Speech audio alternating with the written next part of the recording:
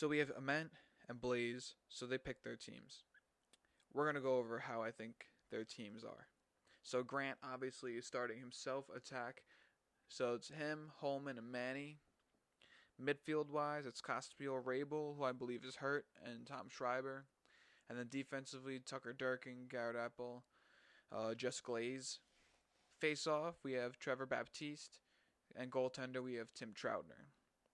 I think from best to worst on this team is defense, and because Paul Rabel's hurt, I'm going to put midfield second. I'm going to put face off third. I'm going to put goalie fourth and attack fifth. If the reserves come in and play more than I think they're going to, then maybe we'll see a little bit different. Because reserves, we have Teat. Teat is obviously, to me, he's the best lacrosse player right now in the world. It's a small sample size, but he's the hottest guy in the league right now, offensively speaking. Midfield wise, we have Zach Currier, Mikey Schlosser. Two guys who I think Currier can play both ways. Schlosser had a pretty good game with a hat trick, had a pretty sick weekend. So we'll see how much he's really utilized and how he's utilized. He doesn't really have too many of his homies on the team.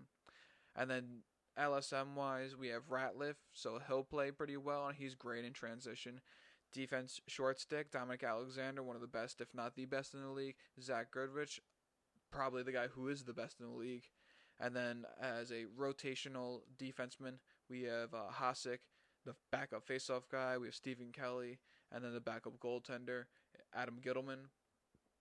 To me, that Troutner Gittleman is going to be sick. The face-off is a little suspect. I think TB is going to do really well. I'm not too sure about Stephen Kelly, but it is what it is. But defensively, I really like them. I think their goaltenders are good. I think their defense is good. I think their midfield is solid and deep. I just think that it's the attack where I'm kind of like, it's not bad, and they got chemistry. But when you look at the team Blaze, you have, right, and we're just going to talk about this as if everyone's healthy, just because it's on paper and whatnot. But attack, we have Rob Pennell, Lyle Thompson, Zed Williams. God,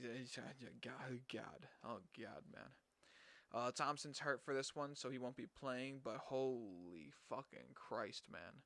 I mean, those are skill-wise, like, three of top five attackmen in this league. With the other two being Immense and Teat, like, oh my god. And Teat's, so, I mean, small sample size, but borderline, you know. I mean, holy shit, though. Like, Pennell, Thompson, and Zed Williams. Zed Williams is, on any day, the best player in the world. Lyle Thompson on any day is the best player in the world. And Rob Pennell has just longevity-wise been extremely consistent in what he does. I mean, and then the fucking backup guy is fucking Josh Byrne, another guy who is just like top 10 in points right now, just absolutely outstanding. I mean, 19 points, 11 goals, 8 assists, and fucking 6 games played. Oh my god. I mean, it's crazy their fucking attack to me. It's just, I don't know. I don't know if I'm the only one seeing this. Midfield wise, I think it's a little, yeah. Kyle Harrison, obviously it's his last time around, and he gets to start because of it. Miles Jones, he's the guy who to me is like that's an easy one. And then Sergio Perkovic, I think because he doesn't really have to worry about all too much, I think that he'll just kind of be like slinging twos every so often. He'll have a couple good looks. So I don't think it's bad, but it's not my favorite part about the team. They also have Jesse Bernhardt, Jake Vaccaro, Dane Smith, and Michael Earnhardt. Michael Earnhardt, I think, is going to be fucking sick.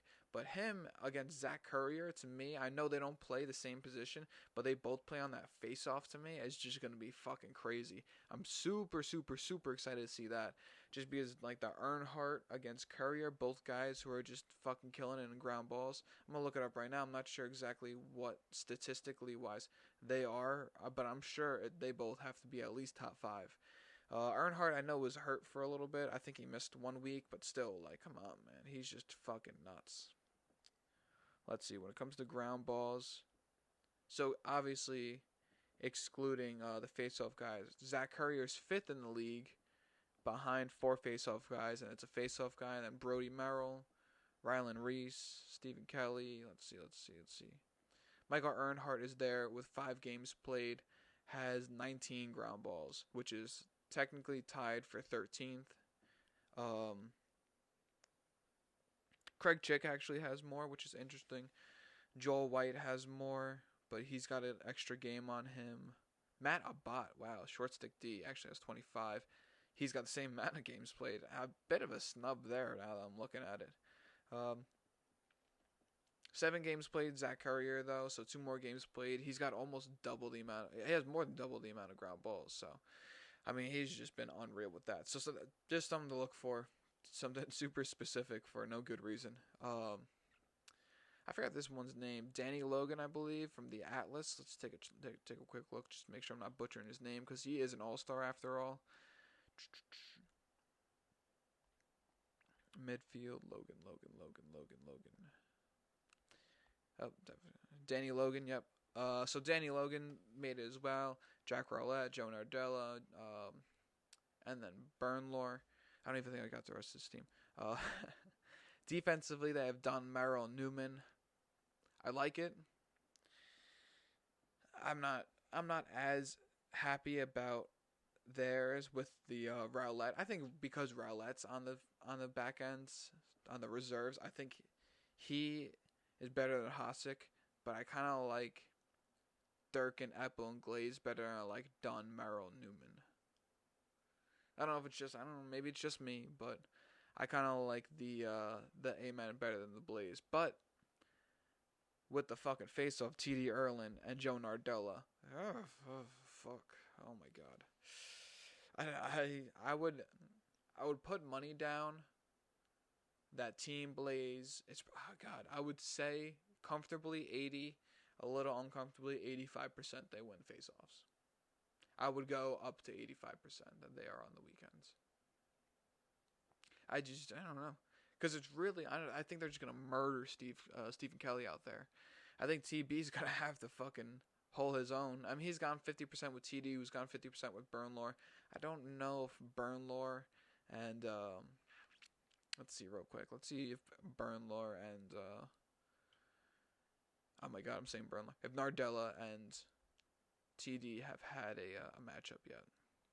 I do like Blaze and Byrne. I think that's the better duo than the other team, though. But either way, it's just fucking sick, man, let me tell you. Alright, Trevor Baptiste. Let's see, they definitely have to play the Whip Snakes. So Whip Snakes, that week, he went 64%. And now let's take a look at Nardella. Nardella in week 3 went 57%. So I think if anyone's, it's maybe I'm looking more towards 70, a little uncomfortable 80. I would go up I would still go up as high as 85 though. If I had to guess, I gotta say I think Team Blaze is gonna win it just because Blaze is gonna be in net. They're gonna have the ball more often. I think that attack is fucking sick. I think the midfield is good, a little suspect. While on the other side, I think the face-off can be better for Team of Men. I think the attack is alright, but not great. I think the midfield is good and super deep. And I think the goaltenders are good, not better than Blaze, though. That's going to be in LA, so we'll see what happens there. I don't know. Yeah, that's about all I got for this one. This is a bit of a quick one. I'm pretty excited. I'm excited to see what the jerseys are, too. They didn't have one last year. The year before that, though, they had pretty fresh jerseys. Pretty sick highlights, specifically one by Paul Rabel with an around-the-world backhand pass. Just absolutely static. And if I had to say if there was an MVP for this game, I might go with a fucking dark horse and just say Mikey Schlosser. I don't know how much he's really. I'm not gonna say that actually. Fuck that. Hold on. I'm gonna go with Kyle Harrison as my number one because it's last year, whatever. But I think a guy who's gonna fucking go off, personally, I might go Teat. I think Teat might get it. Teat's just been having a real good time. He's been super fucking hot. I wouldn't be too surprised if he puts a lot in on Byrne specifically. But we'll see what happens with that. I can't fucking wait, obviously. Yeah, it's been a good fucking 10 minutes, let me tell you. We'll see what happens next week. Honestly, I think they might have another bye after this. Who fucking knows, though? Whatever.